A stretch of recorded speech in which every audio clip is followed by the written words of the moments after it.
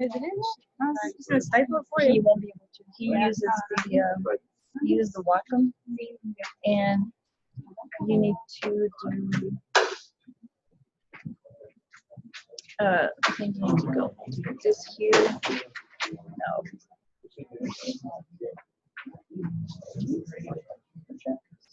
What's your share? Oh, share screen. Then you do. Oh. Okay, blind screen. You just share, and then you're sharing your screen. You'll be good to go if you want to pull up. So I'm already sharing the screen, so it's already recording. The audio's on, the video's on, so it's already recording. So, but why isn't it showing here? Oh, well, let me do something real quick.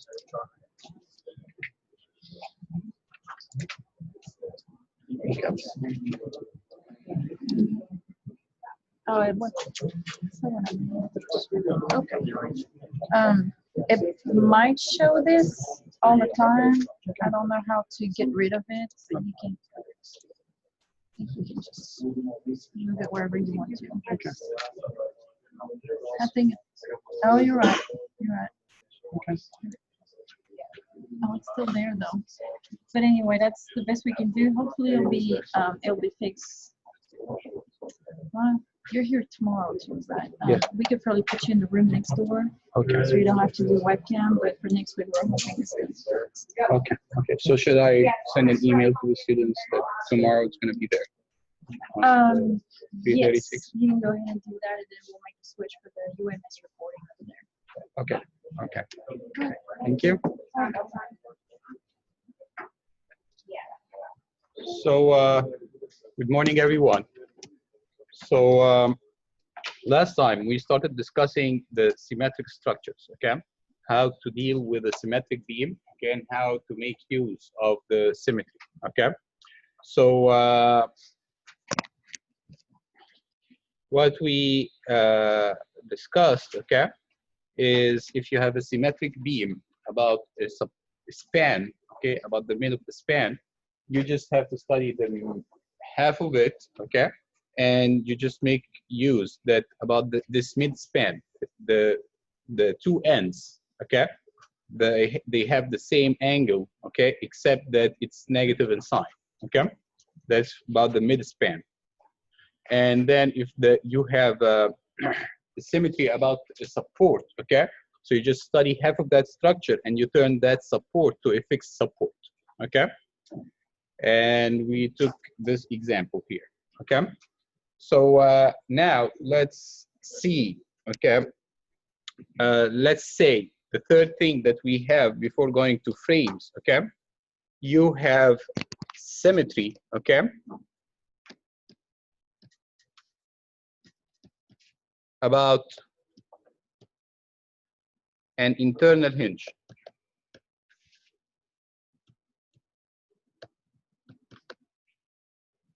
Let's see if you have, let's say, a beam that looks like this. This is an example, okay? It applies for any beam where you have symmetry about an internal hinge. So this beam, the loads are symmetric, the structure is symmetric, you have the same dimensions here. It's symmetric. Let's say this is 4 meters, 3 meters, 3 meters, 4 meters. So it's symmetric, okay? So how to deal with this structure, how you make use of the symmetry. Let's say this is point A, B, C, D, E. What do you think? How to make use of the symmetry? You just study half of the structure, okay? So one half of that structure, we have this part, just till point C, okay? So now the question is, what to do with point C? At point C, how should I deal with point C? Originally, let's see what were the kinematic degrees of freedom. you had theta A, delta A is equal to 0, delta B is equal to 0, theta B is unknown. What about point C here? What are the in the original problem, okay? What are the kinematic degrees of freedom at point C? What are the unknowns? Can point C move vertically or not? So there is a delta C. It's unknown. What about theta C? Is there a theta C? There are two theta C's. So this point, when it's gonna move something like this. So there is a theta C1 and a theta C2, and they are unrelated. There is no relation between theta C1 and theta C2, right? In the original problem. But since it's symmetric, theta C1 and theta C2 have to be equal to each other, okay? But they don't have to be 0, as we discussed in the previous example, okay, when we had symmetry about the support. Why? Because there is no continuity here, okay? There is only one condition I have to fulfill, that the two thetas has to be, you know, symmetric. It's symmetric, so there can be theta. So what I know is that theta C1 is equal to negative theta C2 due to symmetry. But there can be theta, okay? This doesn't break the symmetry, and there is no continuity to fulfill here.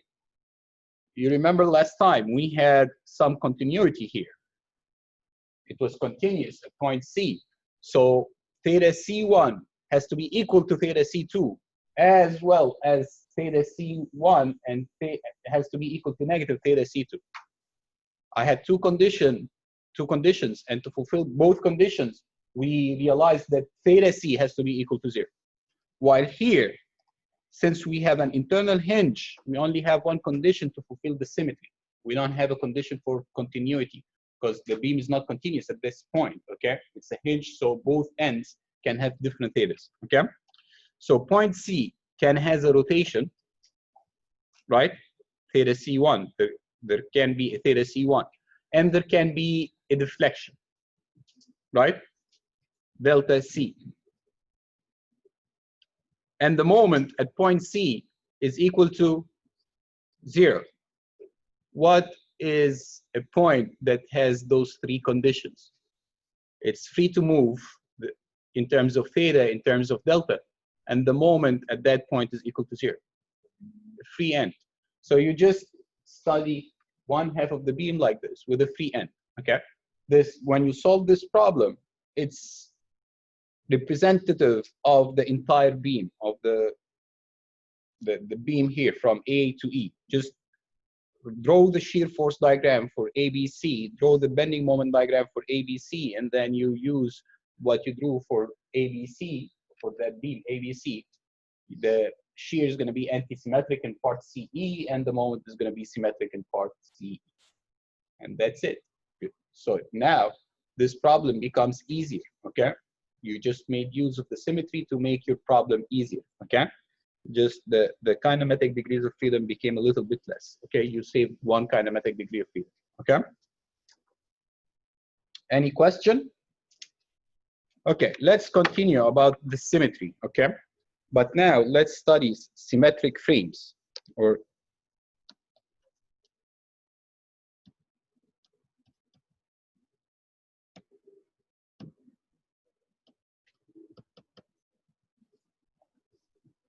so for symmetric frames, we're going to have the same conditions, okay, that we had for the beams. Like first, if you have symmetry about a span, how would we deal with that? So let's see an example here. When you have a frame that looks like this,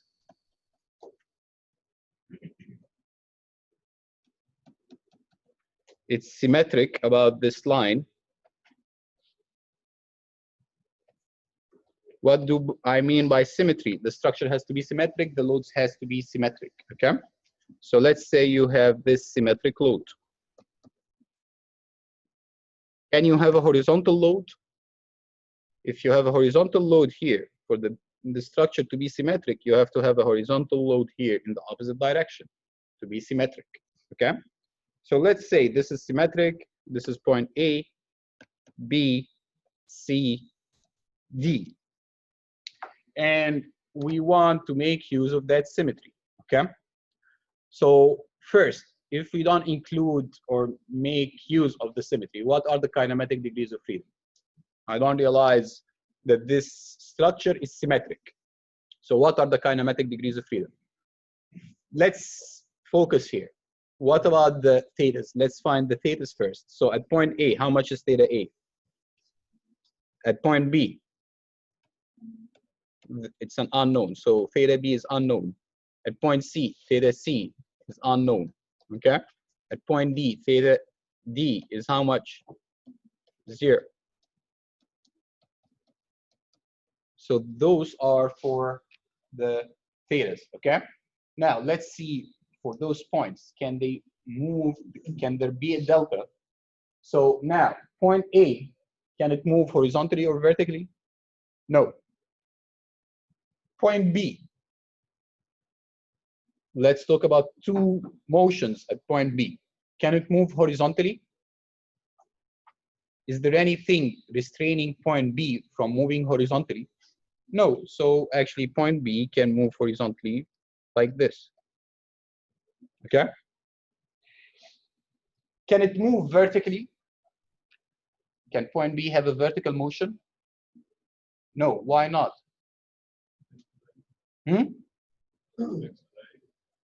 Okay, it's connected to member A by a vertical member, okay? Point A cannot move vertically. And then point B is connected to member AB. In our discussion, we're assuming here, this is an assumption, this is not accurate 100%, but we're gonna assume that member AB is not gonna change in length. So if member AB has a fixed length, axial deformation in member AB is negligible, okay? So that means that since A and B are connected to member AB, this member cannot change its length. So since point A cannot move vertically, point B too cannot move vertically, okay? So point B here can only move horizontally. If you have this horizontal motion, what happens to member AB? It had a clockwise rotation due to this horizontal motion, right? So there is a delta in member AB. So there is a delta here in member AB, okay? So when you apply the slope deflection equations for member AB, you're gonna have a delta in member AB. What about point C? So here delta AB is unknown. Point C can move horizontally as well, right? And no vertical motion. So there is a delta, okay? So here we have delta in member CD. So as you see here, how many kinematic degrees of freedom that we have? Member BC, is there a delta in member BC? Did this motion, this horizontal motion of point B and this horizontal motion of point C result in a rotation of member BC? No, member BC just move, you know, horizontally. There was no rotation, okay?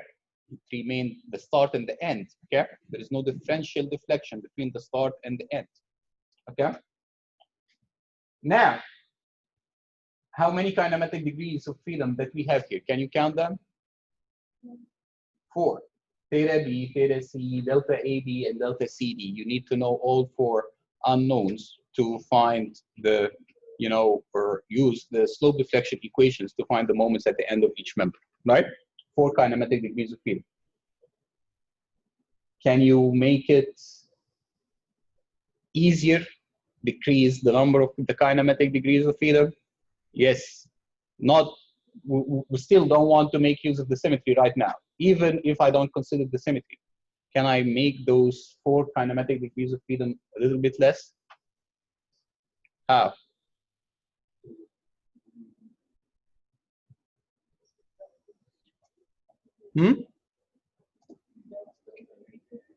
The two deltas, delta AB and delta CD, they are equal to each other. Why? Because we just said we're assuming here, okay? You can assume this throughout the entire semester, okay? That the length of any member remains constant, doesn't change, it doesn't, you know, doesn't have any axial deformation, okay? So if member BC keeps its length, if point B moves a given delta, point C has to move the same given delta so that the member preserve its length, okay? That means that delta AB is unknown and delta CD here, it's not unknown, it's equal to delta AB. Okay, so now I have 3 kinematic degrees of freedom, not just 3, not 4, just 3. Okay, I can decrease them to 3. Now we want to make use of the symmetry. So for the symmetry about span here, in this example, we have what? It's symmetric. So the kinematic degrees of freedom and the kinematic degrees of freedom in the left part and the kinematic degrees of freedom in the right part. Is there any relationship between them? Like, for example, theta B and theta C, they are mirror copies of each other. What does this mean for you? Theta B, is it related to theta C? Yes, they have to be equal, right? But with negative sign. Theta B is equal to negative theta C, right? So now this is due to symmetry. So now I decreased my degrees of freedom. And instead of 4, I made them 3, making use of, you know, or neglecting the axial deformation. And then now making use of the symmetry, I also got rid of, you know, theta C. So I only have 2 unknowns, theta B and delta AB. Okay? So now, can I decrease them, still decrease them more? Yes. Now, for this frame, okay, when it deflects, okay, it's symmetric frame, the loads are symmetric, okay? So if this deflected shape has to be symmetric as well. What does this mean? If point B, okay, let me draw this here with a blue color. If point B moves in this direction, point C has to move in this direction, right? You have a mirror, right? You're here, you think your image is far away. When you go near to the mirror, your image goes near to the mirror, right? So it's the same here. This is the line of symmetry, okay? So if point B moves toward the line of symmetry, point C has to move toward the line of symmetry as well, right? Both have to go near to the line of symmetry to preserve the symmetry, right? If both B and C moves to the right, okay, that doesn't preserve the symmetry, right? So what does this tell you? It tells you that delta B or delta AB, the delta member AB, has to be equal to negative delta CD. Sorry. Both have to be opposite in direction, right? But earlier, we wrote this condition over here. Can you see it? This condition? The delta AB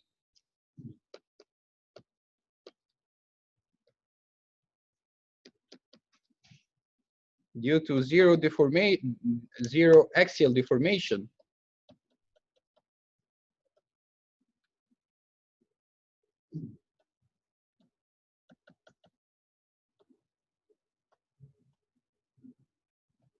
of member BC, we had to have delta AB equal to delta CD. How can you fulfill those 2 conditions all together?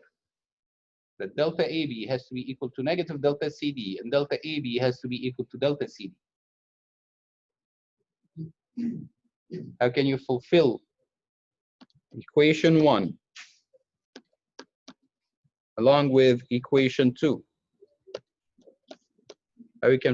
How can we fulfill both of them?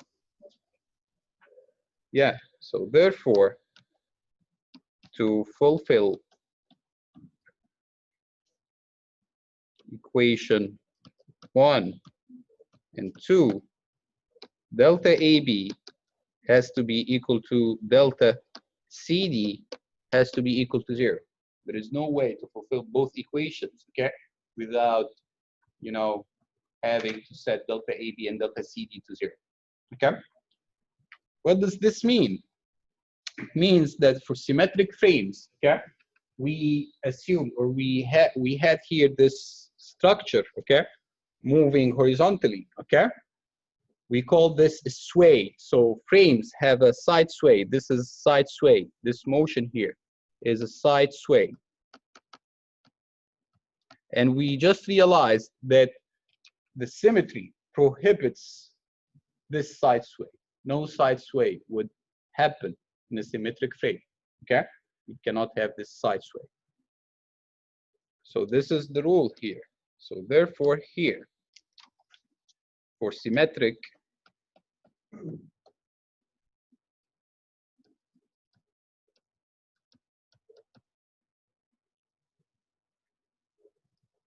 frames, okay,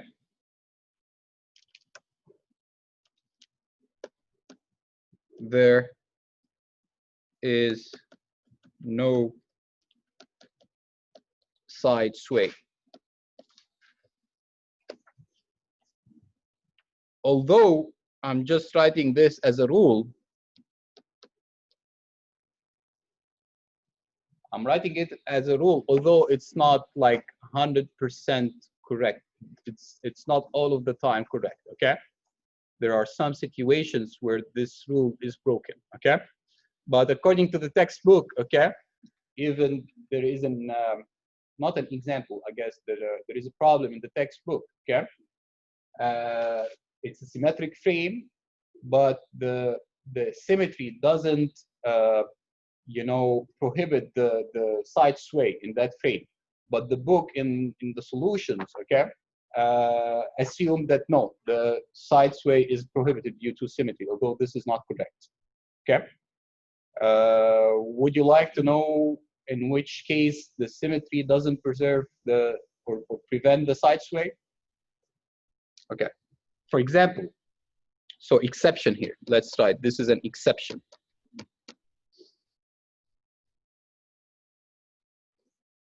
Let's say you have a frame that looks like this.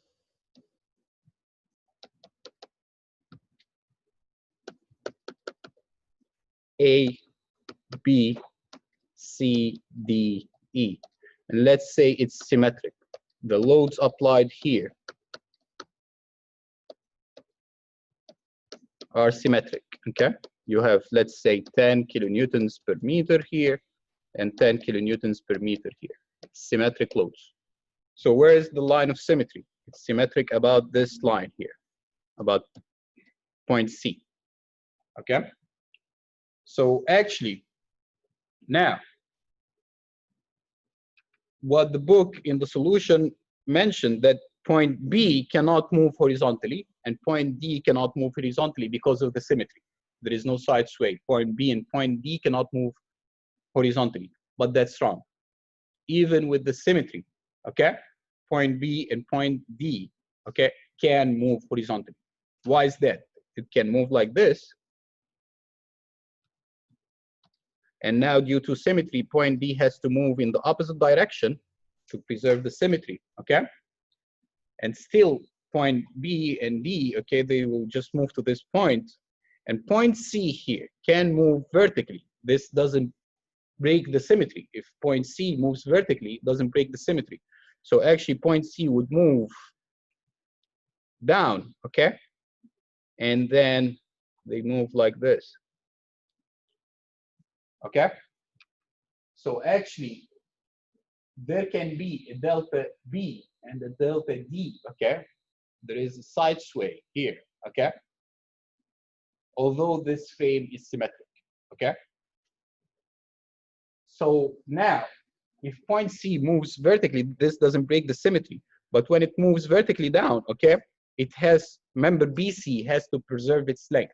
So you're gonna have some equations to make sure that that member BC, this is the direction of, the original direction of member BC.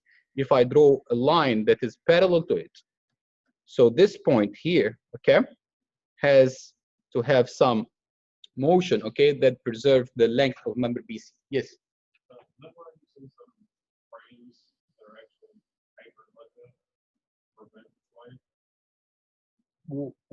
What do you, what?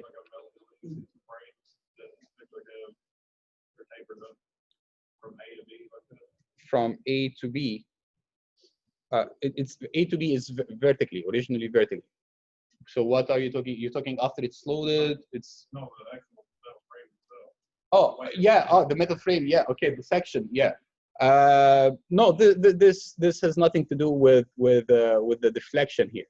Okay, you have it like this. The section changes. It's smaller at the bottom, and then it becomes thicker at the top of the column. Okay, because of the applied moment. You have a larger moment at that point, so you just have a bigger section at that point, not due to the deflection. Okay. So now this deflection that we drew here is not going to be correct. Okay.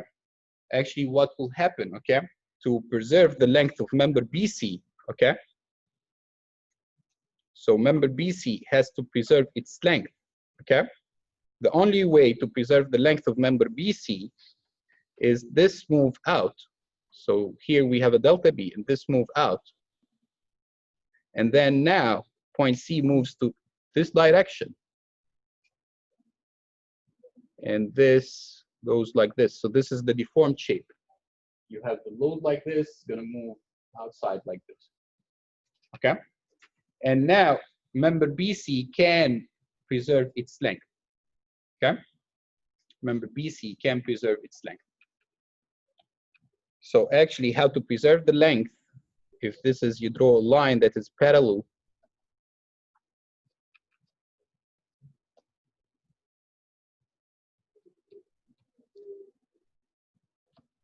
Okay, this has to be 90 degrees. So this is an exception here. You can have side sway, okay, in this type of frame with a pitched roof, okay, although it's symmetric, okay. So the way the book solves this problem is wrong, actually. He just neglects, this side sway. There is side sway here, okay, that cannot be neglected, okay.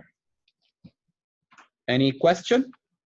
Okay, so here, this is a very important rule that we had. If you have symmetry in a frame, there is no side sway, okay? Only for that exception that we just mentioned now, okay? This is for any symmetric frame, whether it's symmetric about span or symmetric about support, okay? If we have a symmetry about support, how will we deal with it, okay? It still prevents sway, okay? This rule that we wrote, there is no side sway in symmetric frames. It's in all symmetric frames, whatever the symmetry is about, okay? Now, let's say the symmetry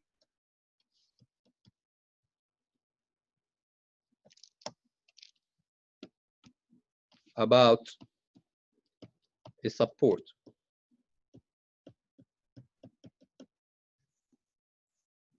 So let's say, as an example here,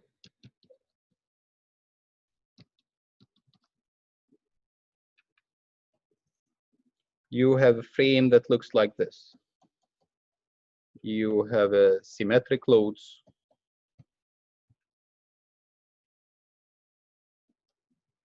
A, B, C, D, E, okay? So as you see, this is symmetric. The line of symmetry passes through the support in the middle. How to make use of the symmetry? You just study 1/2 of the structure, okay? So this is the 1/2 of the structure that you have to study. What do you make for the support at point C? Exactly as we did in the beams. You have symmetry about that support. What would you do with that support?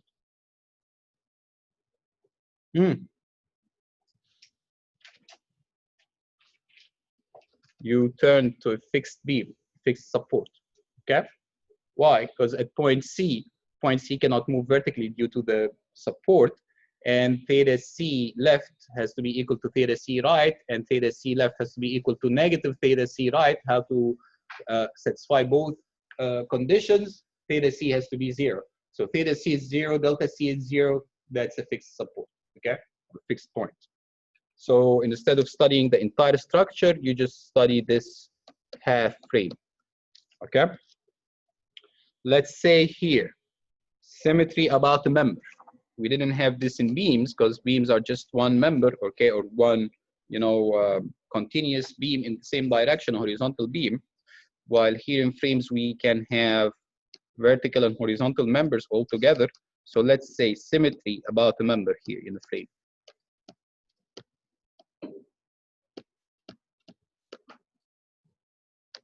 So let's say you have a frame that looks like this.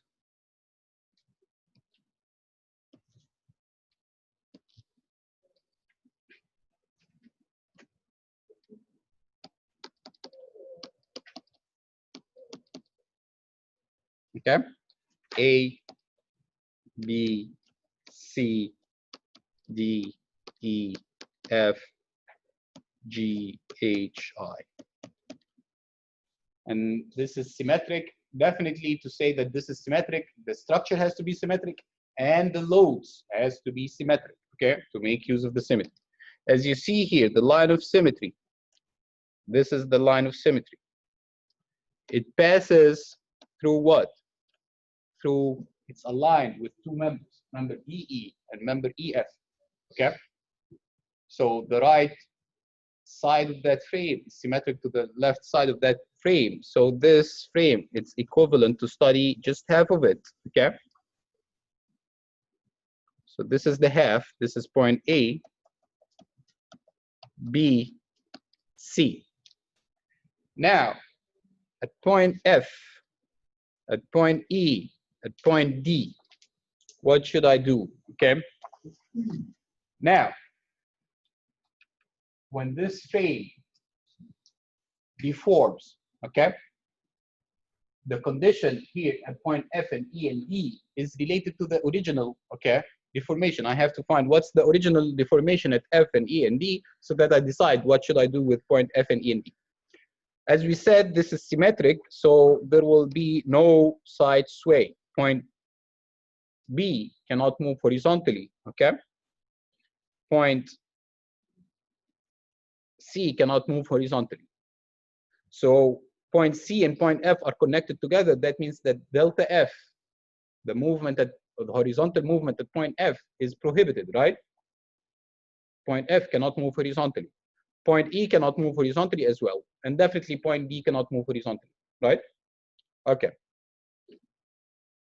What about the vertical motion at point F and E and D?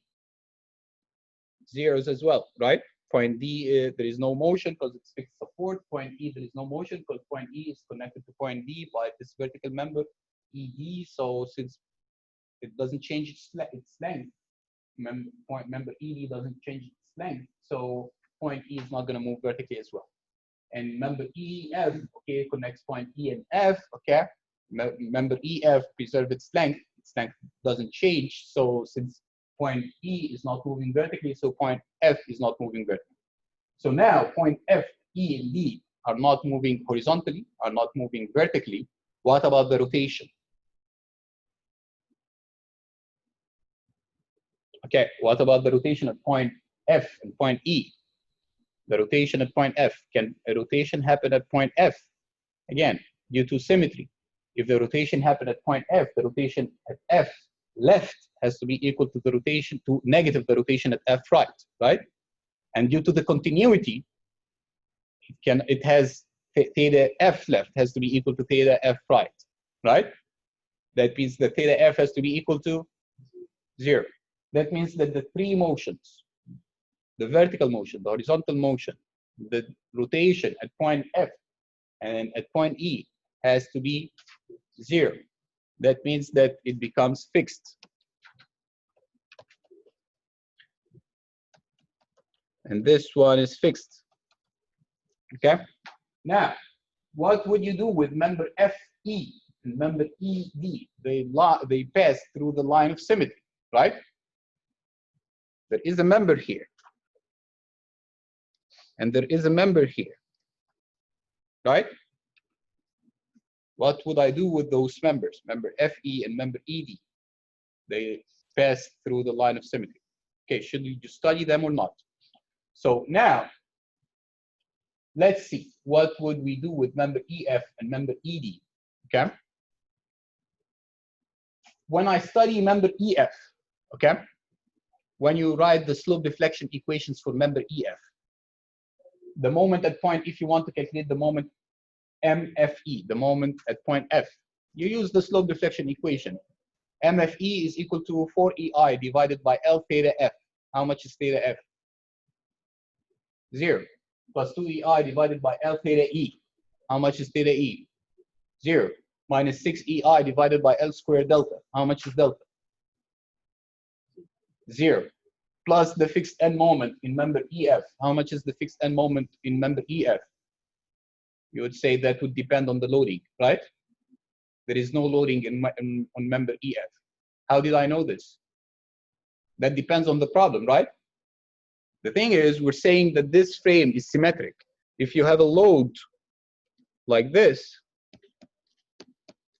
then this frame is not symmetric, right?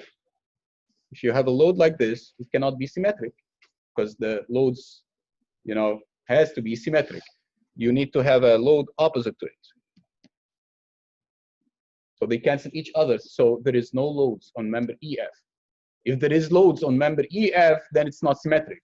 Okay. So all what we're discussing doesn't apply. Okay. If there is a load on member EF, we're talking about a member, okay, with no loads to preserve the symmetry.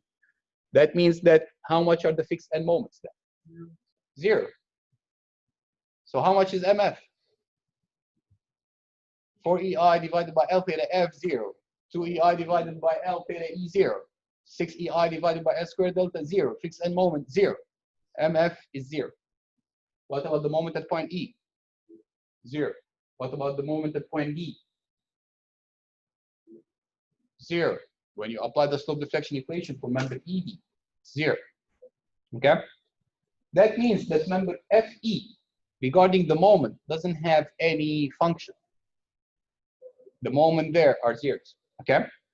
So what you can do is you can just remove them. So this is the frame that you can study. Instead of studying this large frame, okay? I'm just going to study this frame that looks like this. Okay? The moment in member FE and ED is 0. The shear in member EF and ED is 0 because the moment is 0, and you know that dm by dx is equal to v, right? So dm, you're differentiating 0, so the shear is 0. There is no shear in member EF, there is no shear in member ED. Okay? That's why I removed them. I know, the moment the shear in those members are zeros. Okay? So now, this is, how you make use of the symmetry. Definitely, if you're going to study this frame and not realize, that you can decrease the degrees of freedom due to the symmetry, it will be a huge problem. Now, for this problem, what are the kinematic degrees of freedom? If you study this problem now, just theta B and theta C. That's it. Only 2 kinematic degrees of freedom. So for this huge frame, okay, 2-story frame with 2 spans, okay, if you didn't realize it was symmetric, you would have a theta B, theta E, theta A, H, theta C, F, I, a delta at B, a delta at C, okay? 8 kinematic degrees of freedom. If you didn't realize that that was symmetric, you would have 8 kinematic degrees of freedom. If you realize and make use of the symmetry, you decrease this to just 2 kinematic degrees of freedom. If you have 8 kinematic degrees of freedom, it's almost impossible to solve by hand, okay? In at exam time, okay? You cannot solve 8 kinematic degrees of freedom, a frame with 8 kinematic degrees of freedom in 2 hours. I cannot do it, okay? So definitely you can do it too, okay? But you can definitely solve 2 kinematic degrees of freedom in an exam time. It's not going to take more than 35 minutes or 40 minutes, okay? So I can have a question like this on the test, and you can do it, okay, within the exam time, but you have to make use of the symmetry, okay? So here, let's just write those notes here. So in member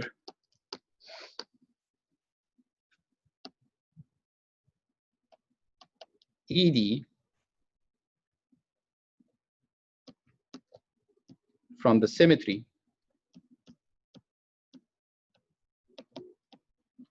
theta D is equal to theta E is equal to delta is equal to 0. So therefore, MD is equal to ME is equal to 0. So therefore, we can remove member ED, and the same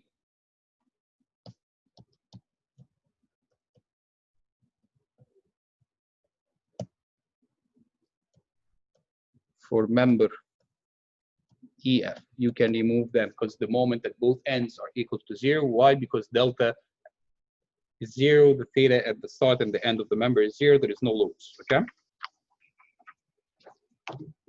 Okay. The last thing that we have here, as we just started today, the symmetry about an internal hinge.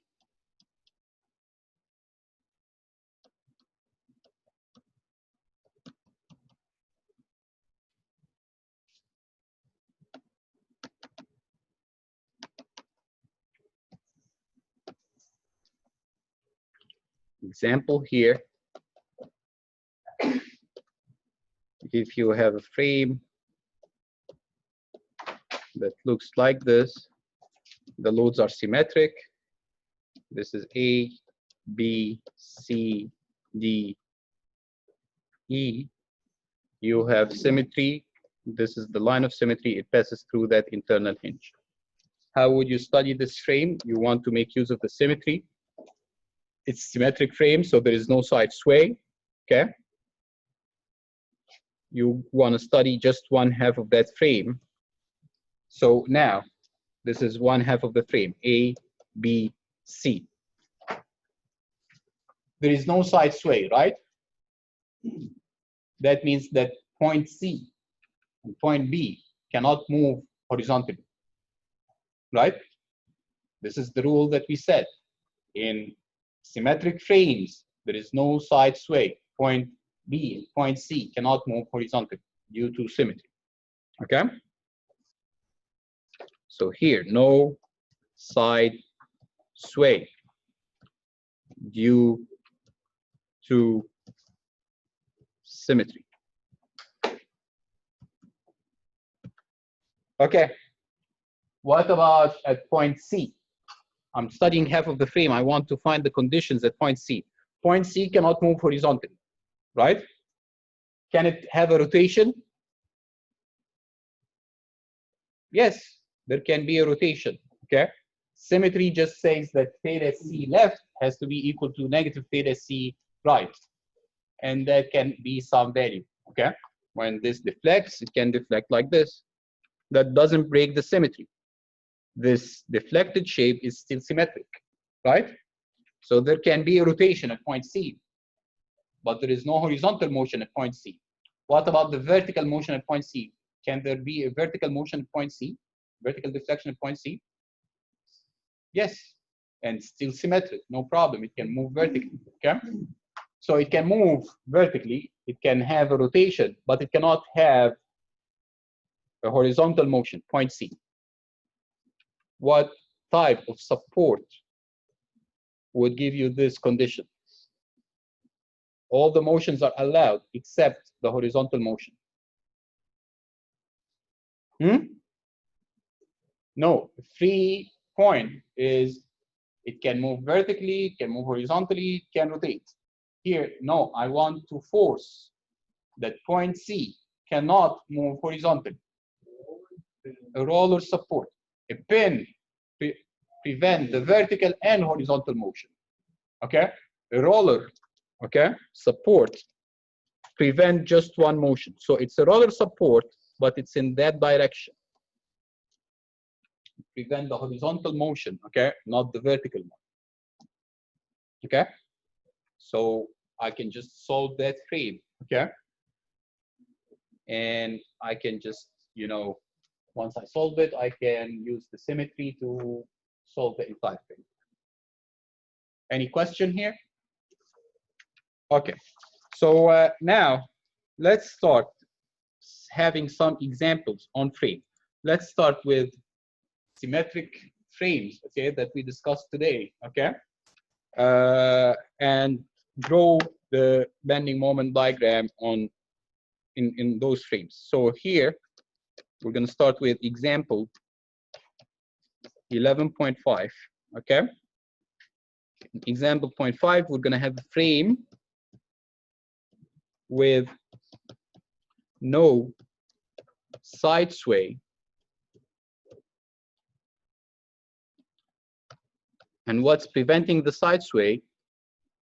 Symmetry.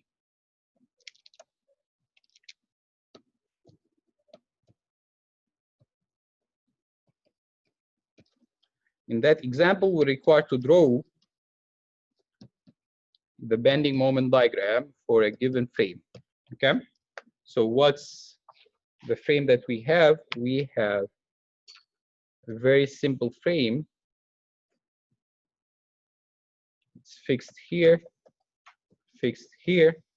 This is point A, B, C, D. We have a triangular load that looks like this. Remember BC.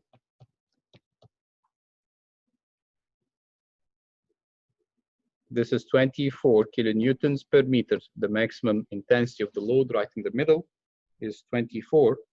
The height of that frame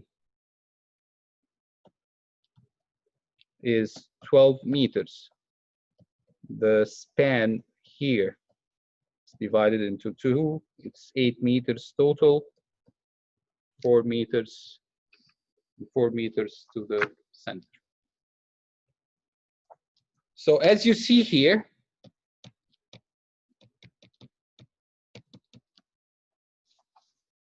this frame is symmetric, right? What does this mean? There is no side sway. This frame is not going to have any side sway. It's not going to have any deflection to the side, okay? Now, let's try to solve this frame as we learned for the beams. What are the steps? What are the steps? Break it into members, right? And find the kinematic degrees of freedom. That's the first step, okay? So now I'm going to break it into members. We have member AB, member BC, and member CD, right? 3 members, right? You agree with this? You don't agree? Why don't you agree? Matt? Why? Yeah, member AB is identical to member CD, so there is no need to study member CD. You can definitely do this, okay, but you're just making your problem difficult, right? Not needed due to symmetry. It's just identical to member AB. What's the use of studying AB and then studying CD again? They are identical to each other, okay? Whatever deflection or deformation is going to be in member AB, it's going to be the same in member CD. Whatever bending moment is going to be in member AB, it's going to be in member CD. Whatever the shear force in member AB is going to be anti-symmetric with what's in CD. So why would I study CD? Okay? So here I have 2 members, A and B. So now, point A, how much is theta A? Here. What about the delta A? 0, okay? Why delta A is 0? Because it's fixed. Now, point B, how much is theta B? Theta B is unknown. There is nothing preventing point B from rotating, okay? Point B can rotate. What about delta B?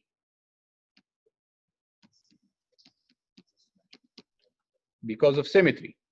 So it's 0 because of symmetry. We said there is no side sway.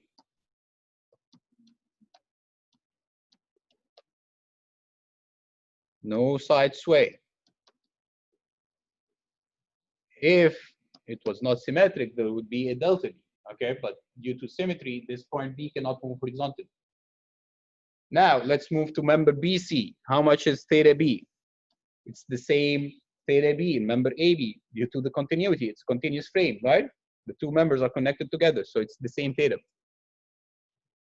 How about theta C?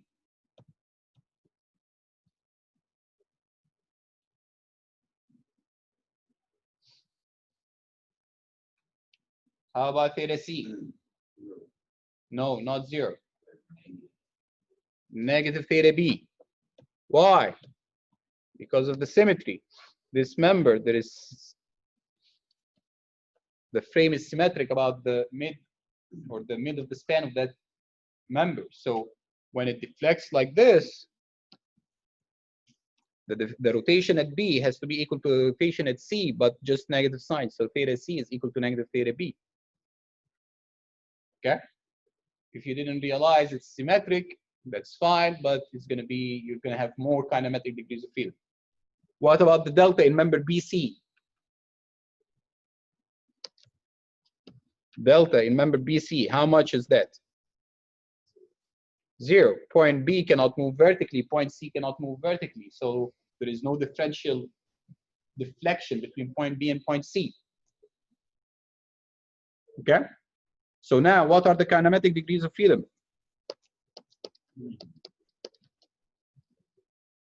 Just one, theta B. That's it. All you need to know in this problem is how much is theta B. Once you know how much is theta B, you can solve this problem. You can find or draw the bending moment diagram. Easy. Okay? So now, that's the first step. Breaking the members or the frame into members and find the kinematic degrees of freedom. We just had one here. What's the second step? So this is the first step here. What's the second step? Fixed end moments, and then the third step would be applying the slope deflection equations. So the fixed end moments. You have to find the fixed end moments in each member, at the ends of each member. How much are the fixed end moments in member AB? 0. So the ends here, the fixed end moment of AB is equal to the fixed end moment of BA, and that's equal to 0. Why? There were no loads applied on that member. Okay? What about the fixed end moment? Here we had member BC. We had a load that looks like this. On member BC, we had a 24 kilonewtons per meter. Okay? And the length here is 8 meters. So there will be some fixed end moments here and here. How much is the fixed end moment of BC? And how much is the fixed end moment of CB? How much are those? Just look at the back of the book. Do you have a load that looks like this?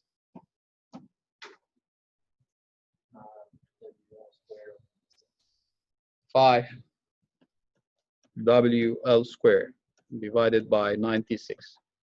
The fixed end moment at BC, is it positive or negative?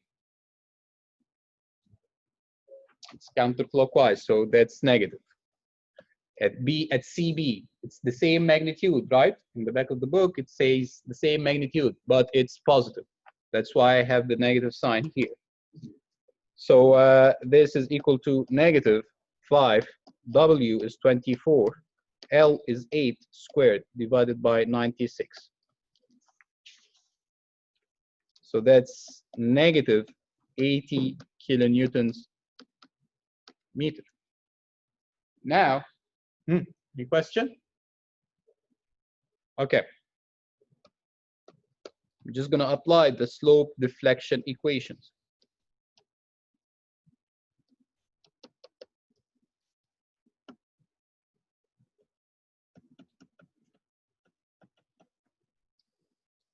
How many members do I have? 2 members, member AB and member BC. You're going to apply the slope deflection equation at the ends of the members. So let's start with member AB.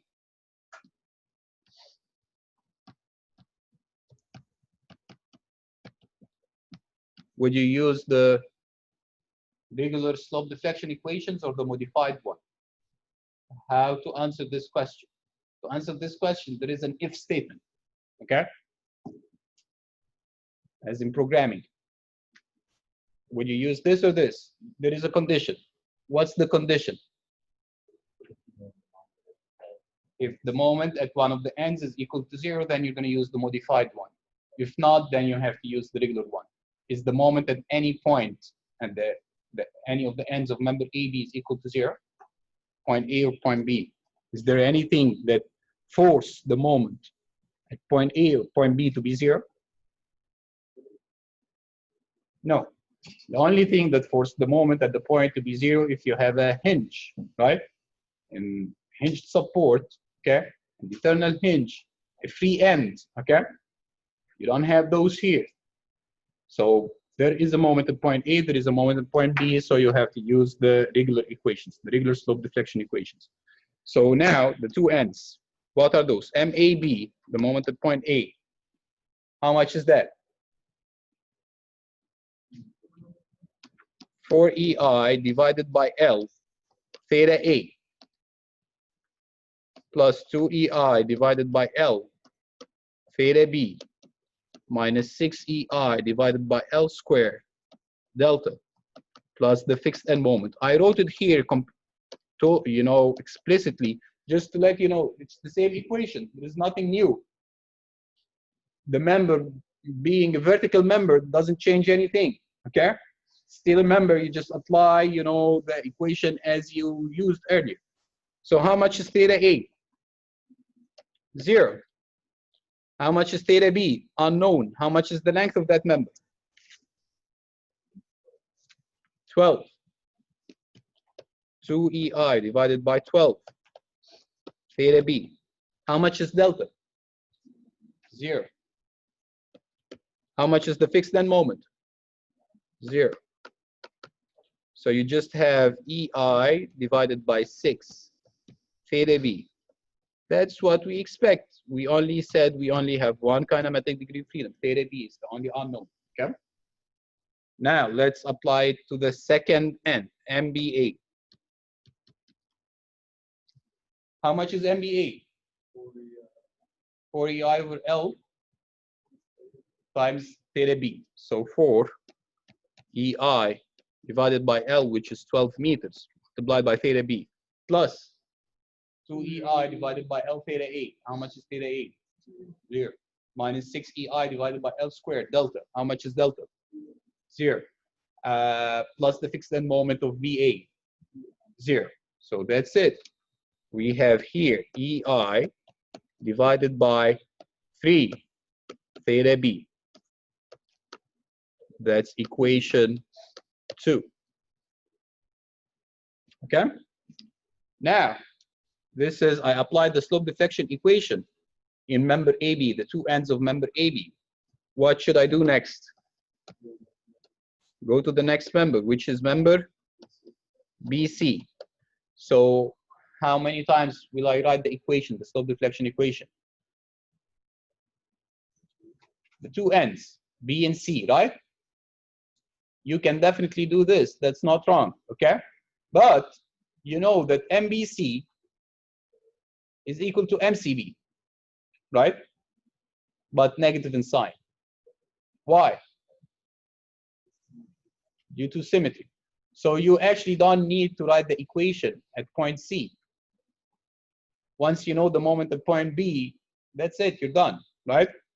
You don't need to know write an equation for MC separately, okay? So I'm just gonna write one equation here, MBC. I don't want to, have more calculations that are useless, okay? MBC, how much is MBC? 4EI divided by L. How much is L? 8, not 4, okay? 8 meters. I'm studying the entire member, okay?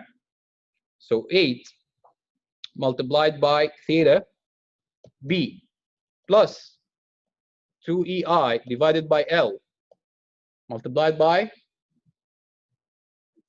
theta C minus 6EI divided by L squared delta. How much is delta? 0. Plus the fixed end moment. How much is the fixed end moment? Negative 80.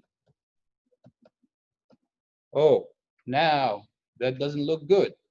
We said we only have one kinematic degree of freedom, theta b. This equation has two unknowns, theta b and theta c. Yeah, just make use of the symmetry. Remove theta c and put negative theta b. So here we have theta c is equal to negative theta b. So this becomes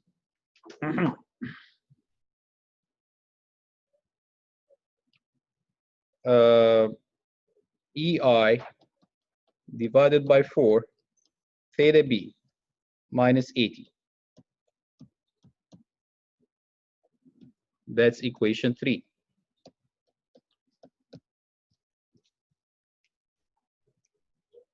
Anything left now in this step? We said just write the slope deflection equation. We wrote all the slope deflection equations we have. Just 3 of them, okay? What's the next step?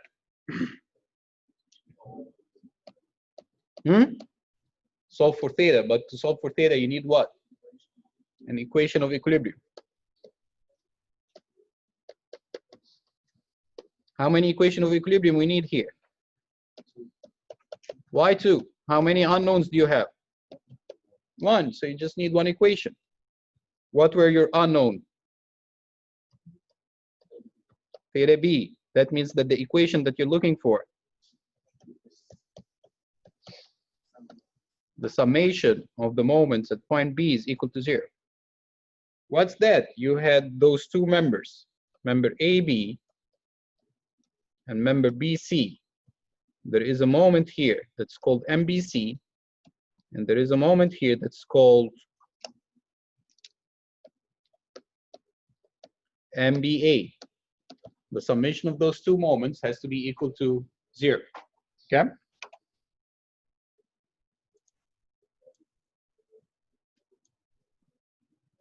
So therefore, MBA plus MBC has to be equal to 0, okay? What's MBA? You get it from equation 1. It was EI divided by 3 theta b. MBC, you get it from equation 3. It's EI divided by 4 theta b minus 80. This should be equal to 0. You solve for theta b. So theta b is 137.1 divided by EI. So that's theta b. Okay? What would you do with this theta b? Plug it back into the slope deflection equations to find the moments at the ends of the members. So here, we're going to substitute back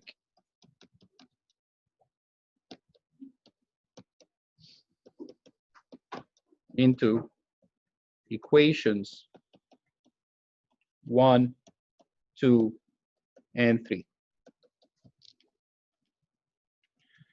Substituting back, you're going to find that MAB is 22.9 kilonewtons meter.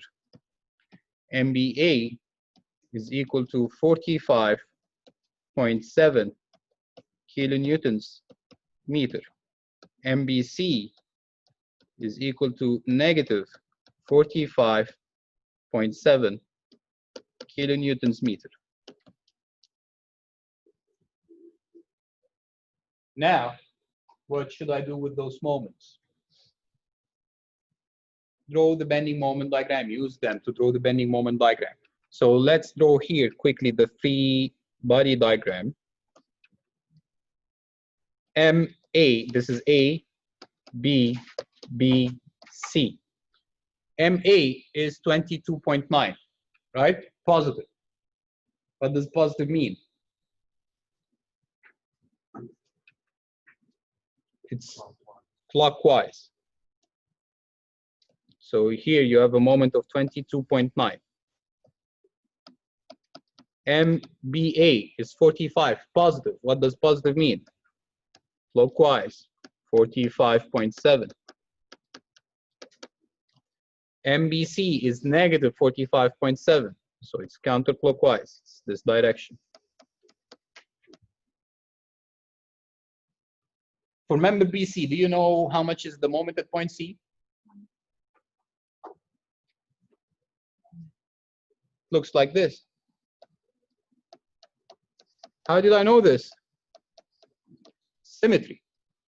Symmetric. Right? So now, let's draw the shear force diagram. Sorry, the bending moment diagram. Definitely, you can draw the shear force diagram if you want, okay? But I'm not going to do this here. So for member AB, to draw the bending moment diagram, the moment at point A is 22.9. Is it positive or negative?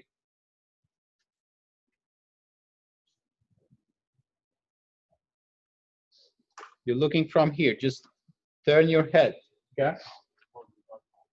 It's positive, okay? It's turning up, so it's positive. So here you have positive 22.9 kilonewtons meter. The moment at point B, is it positive or negative? Negative. So you have negative 45.7. From point A to point B, how does the moment change? Linearly. There are no loads, so it changes linearly. And then the hatching, this is perpendicular to the member. It's negative here and positive here. This is for member AB, the bending moment diagram for member AB. What about member CD?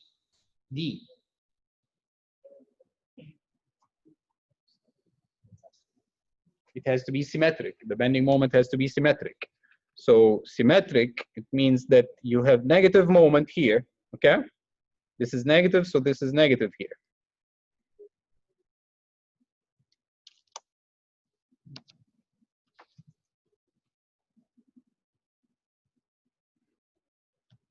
$22.9, 45.7.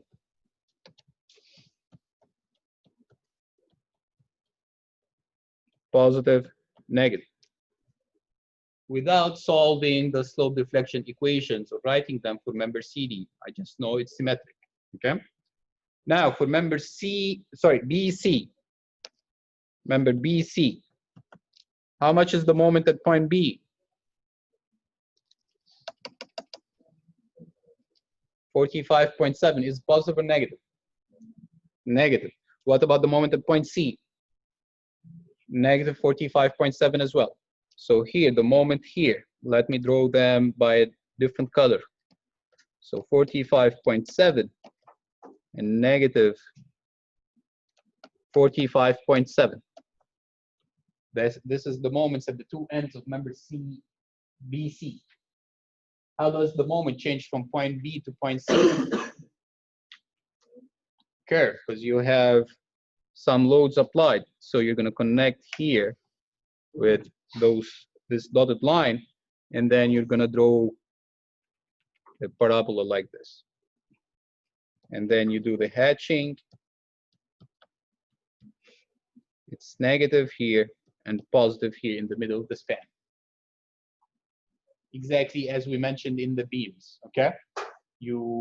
It's kind of, remember BC as if they are fixed ends, so there are supports, okay? So negative moments at the ends and positive moment at the middle of the span, okay? Negative moment at the supports, positive moment at the span, okay?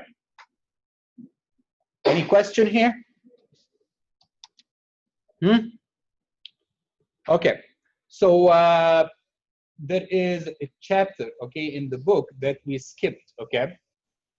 Sometime we used to teach this here in structural analysis 1, but we skipped that, and now we're having the stat software instead, okay? That's, I guess, chapter 7 or 8, okay? It's about the approximate methods to solve indeterminate structures. Okay, so in that chapter, the approximate methods to solve indeterminate structures, it tells you that, you know, if you have a frame with no side sway, okay, you can assume that there is an internal hinges at 1/3, okay, the height of the column, so that you change your column, your frame from an indeterminate frame to a determinate frame that you can solve. Okay, where did this come from? As you see here, this moment was 45.7, and this moment is 22.9. So when you draw this linear relationship, you will find that the moment here at 1/3 the height of the column is equal to 0. So if you put a hinge, okay, you force this to happen, right? You force the moment to be at 1/3 the column, the height of the column, to be 0. So the approximate method here, you just change your frame into a frame like this. The frame was indeterminate. Now this frame is determinate. Okay? You can only do this if there is no side sway.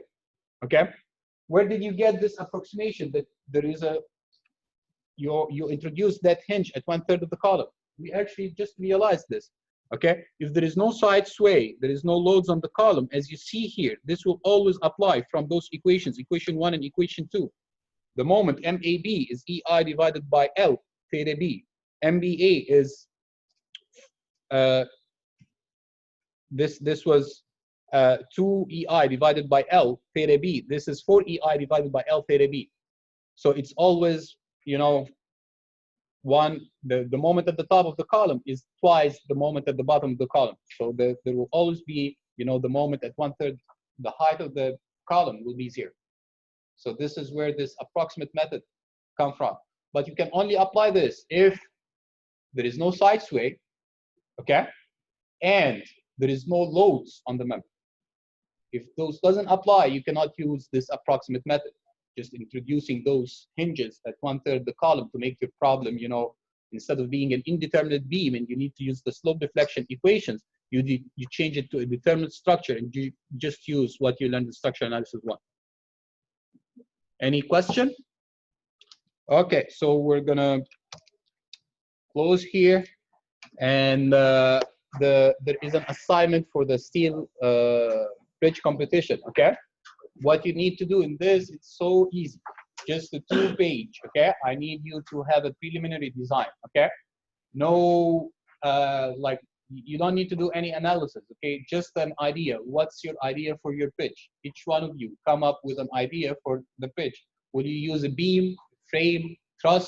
Okay, how many members you're going to use? What's the shape of each member? Okay, how you're gonna, what you're going to do for the connections between the members? Okay, this kind of thing. Draw 3 views for your frame. How does the members look, individual members look like? Okay, and why do you think, why did you choose this design? You want to choose a design to win the competition, to have smaller deflection, to have less weight, right? To have a less or a shorter construction time. So why did you choose your design? Okay, so this is going to be due next Tuesday. Okay, and there will be a presentation. You will, each one of you will give a 3 minutes, okay, 3 to 5 minutes presentation on his design. So you just prepare a PowerPoint presentation, just 3-4 slides, just to show the class what design did you choose, okay, and present it to the class so that everyone knows, you know, what are the ideas that you have. Okay. No. No stand.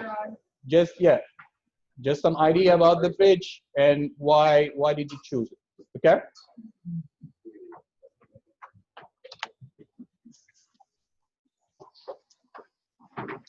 Just read the, you know, the assignment. Okay, what do you exactly need to do? Okay.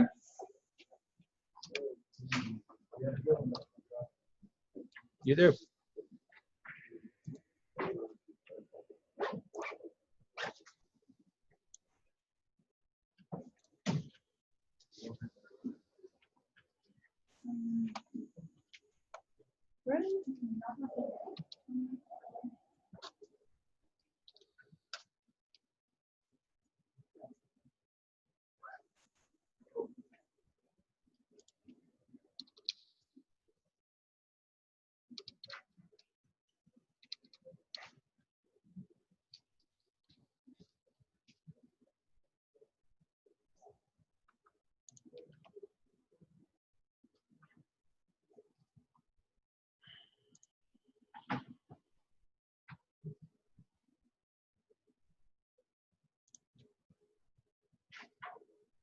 what do you mean on the shape? Like, do we have to go by the members that we're, like, what size members?